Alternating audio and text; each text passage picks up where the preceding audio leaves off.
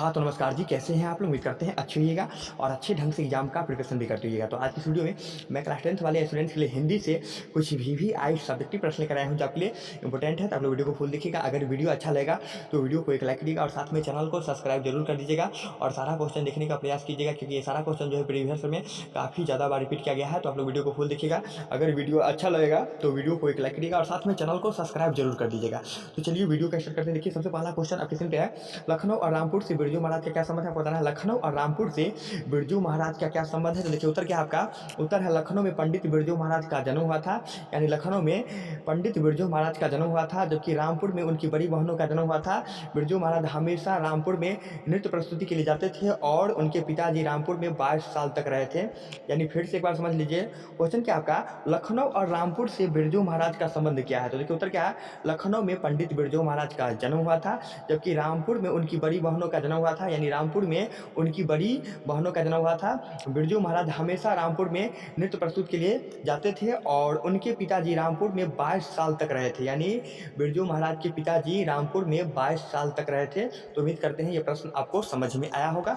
अगला प्रश्न देखिए, अगला प्रश्न आपका, डुमराव की महत्ता किस कारण से? आपको बताना है डुमराव की जो महत्ता है ये किस कारण से है। तो देखिए उत्तर क्या है आपका? डुमराव की महत्ता शहनाई के कारण है। देखिए डुमराव की जो महत्ता जो है ये शहनाई के कारण है। और देखिए प्रसिद्ध शहनाई वादक बिस्मिल्लाह खां का जन्म डुमराव में हुआ था।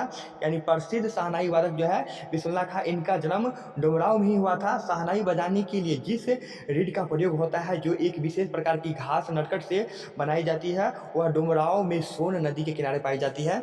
यानी क्वेश्चन क्या है? क्वेश्चन को पढ़िए और आंसर को पढ़ने और समझने का प्रयास कीजिएगा। पहले पढ़िए और समझने का प्रयास कीजिएगा तो आपको समझ में आ जाएगा। देखिए क्वेश्चन क्या कर रहा है, डुमराव की महत्ता किस कारण से है? तो देखिए डुमराव की महत्ता शहनाई के कारण है। सीधा सी जवाब है, डुमराव की महत्ता जो है ये शहनाई के कारण है। प्रसिद्ध शहनाई वादक बिस्मिल्लाह खां का जन्म जो है ना डुमराव में हुआ था। शहनाई बजाने के लिए जिस रीड का प्रयोग होता है, जो एक विशेष प्रकार की घास नटखट से बनाई जाती है, वह डुमराव में सोन नदी के किनारे पाई जाती है। तो देखिए इजी भाषा में आपको याद हो जाएगा। आप एक बार दो बार पढ़ के देखिए तो याद हो जाएगा।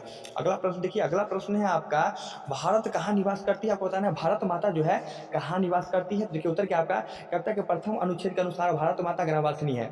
यानी बताया गया है कविता में, कविता के प्रथम अनुच्छेद के अनुसार भारत माता जो है ग्रामवासिनी है, अर्थात ये भारत माता जो है ग्राम में ही निवास करती है। और देखिए भारत माता का यथार्थ चित्रण किया गया है कि भारत माता का शरीर श्यामला है, धूल भरा मैला सा आंचल है, गंगा यमुना के जल आंसू स्वरूप है और ग्राम्य छवि को दर्शाती हुई भारत माता की प्रतिमा उदासीन है। यानी क्वेश्चन क्या कर रहा है? देखिए क्वेश्चन क्या आपका, भारत माता कहाँ निवास करती है? तो देखिए कविता के प्रथम अनुच्छेद के अनुसार भारत माता जो है ये ग्रामवासिनी है। यानी भारत माता जो है ना ये आपका ग्रामवासिनी है। कविता के प्रथम अनुच्छेद के अनुसार भारत माता जो है ना ये आपका ग्रामवासिनी है, अर्थात ग्राम में ही निवास करती है। और भारत माता का यथार्थ चित्रण किया गया है कि भारत माता का शरीर जो है श्यामला है, अर्थात सांवला है, धूला भरा सा मैला सा आंचल है और गंगा यमुना के जल आंसू स्वरूप ग्राम्य छवि को दर्शाती हुई भारत माता की प्रतिमा उदासीन है। तो उम्मीद करते हैं यही प्रश्न आपको समझ में आया होगा।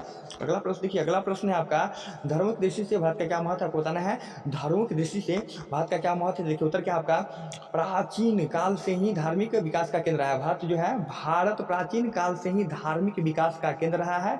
यानी भारत माता जो है ना ये प्राचीन काल से ही धार्मिक विकास का केंद्र रहा है। यहाँ धर्म के वास्तविक उद्भव एवं उसके प्राकृतिक विकास का प्रत्यक्ष परिचय मिलता है। यानी भारत में वास्तविक उद्भव एवं उसके प्राकृतिक विकास का प्रत्यक्ष मिलता है। किसका? धार्मिक विकास का। आगे देखिए, भारत वैदिक धर्म की भूमि है। यानी भारत जो है वैदिक धर्म की भूमि है और साथ ही में बौद्ध धर्म की यह जन्मभूमि है। यानी बौद्ध धर्म का जन्म भारत में ही हुआ था। आगे देखिए, पारसियों के जरथुस्त्र धर्म की यह शरण स्थली है। आज भी यहाँ नित्य नए और मतांतर प्रकट एवं विकसित होते रहते हैं। इस तरह से भारत धार्मिक क्षेत्र में विश्व को आलोकित करने वाला एक महत्वपूर्ण देश है। यानी फिर से एक बार समझ लीजिए, क्वेश्चन क्या कर रहा है, धार्मिक दृष्टि से भारत का क्या महत्व है। देखिए भारत प्राचीन काल से ही धार्मिक विकास का केंद्र रहा है। यानी भारत माता जो है प्राचीन काल से ही धार्मिक विकास का केंद्र रहा है। यहाँ धर्म के वास्तविक उद्भव एवं उसके प्राकृतिक विकास का प्रत्यक्ष परिचय मिलता है। और देखिए भारत वैदिक धर्म की भूमि है और बौद्ध धर्म की यह जन्मभूमि है। प्राचीन के जरथुस धर्म की यह शरण स्थली है। आज भी यहाँ नित्य नए मतांतर प्रकट एवं विकसित होते रहते हैं। इस तरह से भारत धार्मिक क्षेत्र में विश्व को आलोकित करने वाला एक महत्वपूर्ण देश है। तो उम्मीद करते हैं ये प्रश्न आपको समझ में आया होगा।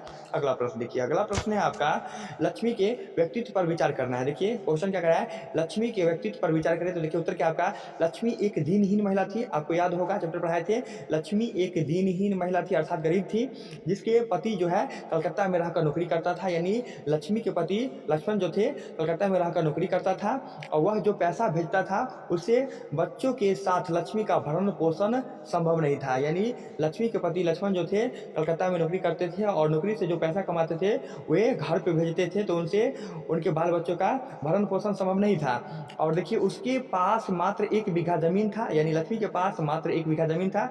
और देखिए प्रकृति के प्रकोप के कारण, यानी प्रकृति के प्रकोप के कारण उसमें हल चलाने के पैसे भी बेकार जाते थे। यानी यहाँ पर देख लीजिए प्रकृति प्रकोप के कारण यानी बाढ़ और सुखाड़ के कारण जो उसमें हल चलाते थे उसका भी पैसा बेकार जाता था। अतः तहसीलदार के यहाँ काम काज करके वह जीविका चलाती थी और उसका बड़ा बेटा अच्युत, 2 बेटियां तथा एक नन्हा मुन्ना और अपने स्वयं का भरण पोषण की सारी जिम्मेदारी उस पर थी। अतः उसकी क्या है पारिवारिक स्थिति जो है दयनीय थी।